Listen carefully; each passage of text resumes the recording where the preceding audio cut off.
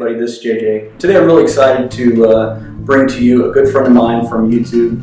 His name is Rhino, and his channel is My Survival Skills 101. If you guys like this video today, I definitely recommend you go over to his channel and take a look at it, see the kind of videos he's got going on. We share a lot of similarities, talk a lot about different kinds of reality-based survival techniques. The Rhino is kind of a badass. He's black belt in Brazilian Jiu-Jitsu and all kinds of other stuff.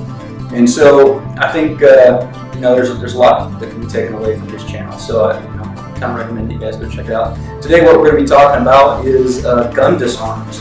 He's going to show us a pretty basic way to do gun disarms.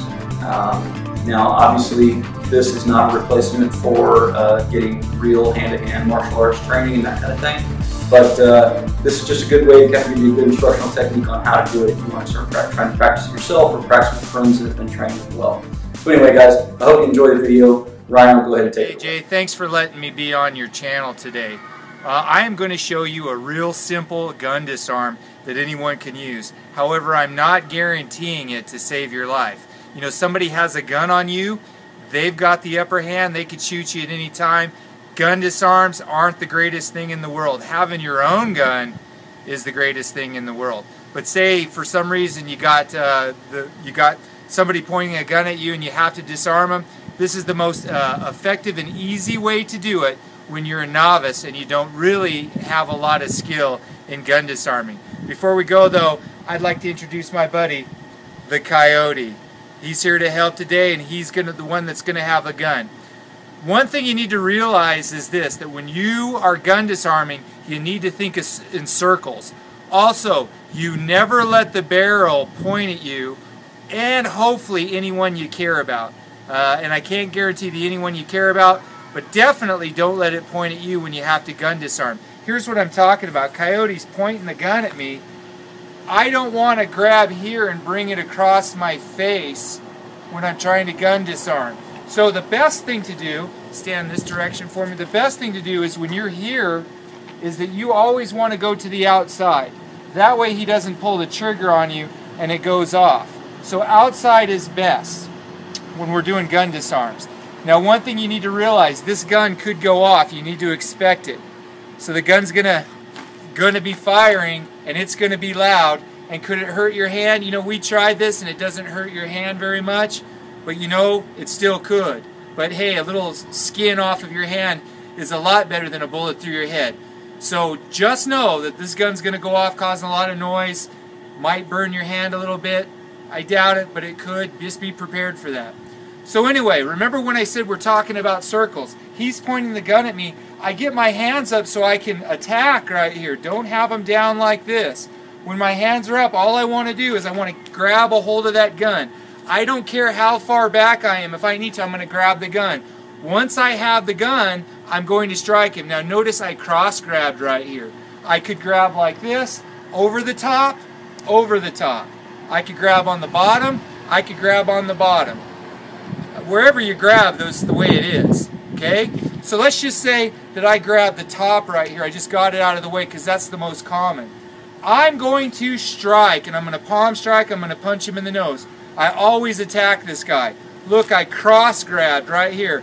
I'm going to strike him. I'm going to hit him in the face every time. I came under, strike. I went under like this, strike. Now, when I said circles, look, I went right here, I went right here. We want to circle it back at him, and I stepped. Notice how this came back around at him.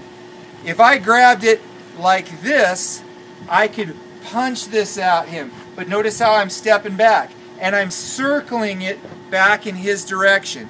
So here, look, I was right here, and I circled this back in his direction. I can grab two hands and circle it back in his direction. I'm under. I circle it back in his direction. Look, I'm right here. I circle it up, and you need to think about these concepts about the circle. I hit right here. This is the dangerous one where you come under, but you still got a hold of it. Look, it goes down and it circles back. What we're trying to do is we're trying to break his grip, and the best way to do that is to have a circle when you do it. We need him to let loose of the gun. Well, you know what? Palm striking, punching him, That's the best way to get his mind off of his gun.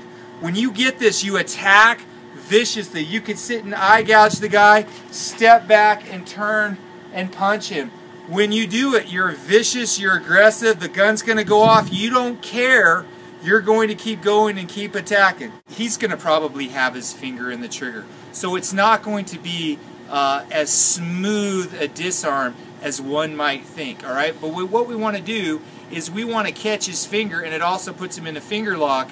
But you know what? I'd like to have the gun as well. So I'm going to show you what happens if I do catch his finger in the trigger. So I went like this and I grabbed. You got to be close to grab. If you're 6 feet away, you ain't going to do this and it's not going to work. So you get close, you got the gun, his finger is in the trigger, and I'm going to do this slow so I don't hurt the coyote here. I hit him, bam, and as I do that I step away. Look, I can grab 2 hands, 1 hand, and I go here. Look, it's catching his finger right into the trigger, and now I'm putting him in a finger lock, if you will, and it's going to break his finger.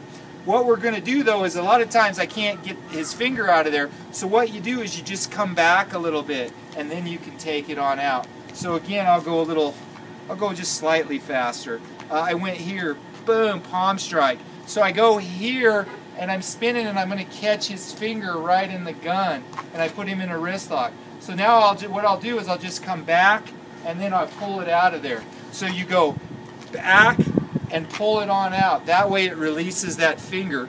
But you know what? Man, it'll break that finger right off if he's in there. So don't be practicing if you're going to go fast with your finger in the trigger. Keep it on the outside of this. However, practice a few times with his finger in the trigger. Do it slow so that you can catch this in here and then bring it back slightly and then rip it on out. So again, his finger's in the trigger. I'm right here. I catch it. I come up, look, this is the circle, I'm going to catch it, his finger's right here, I just come here back and then I can rip that thing and rip his finger on out of there, and I'll be okay and I'll have the gun safely. So again, what we're doing is we're just thinking about circles. We don't want any circle that comes back in our direction and shoots us at all. So always think of the circle here. That's the best way for that. That's the best way. And if you'll step back, it creates room for you to do it. So get yourself a fake gun. You could use a real gun. Make sure it's empty though. And practice little circles and taking it back at him. And then incorporate the strike along with it. Again, this is the Rhino for Survival Skills 101. Please look at my channel. Check us out. JJ, thank you for letting us be on your program. Alright guys, so that's pretty much it for today. Thank you Rhino for being over here, we really appreciate it, and Coyote as well. You guys did a great job, and you know, I definitely appreciate it. I think that the instruction that you guys gave was great, and it is something that is definitely applicable. You know, all too often folks you know, in the survival and prepping world get focused on, you know, the wilderness survival and the prepping aspect for disaster preparedness, and they don't necessarily think about the self-defense aspect of survival.